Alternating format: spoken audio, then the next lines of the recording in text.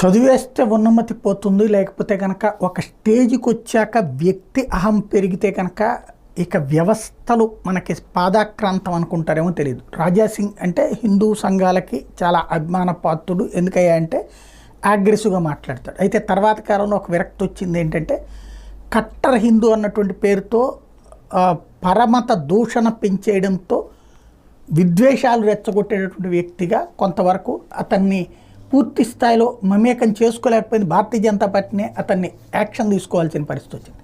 తీరు మార్చుకుని సెటరైట్ చేసుకోవాలి. రెండవది, అతనికి భారతీయ జనతా పార్టీ అంతటి అవకాశం ఇస్తుంటే భారతీయ జనతా పార్టీ కంటే తను అధికుణ్ణి అనే ఫీలింగ్ పెరిగిపోయినట్టుంది.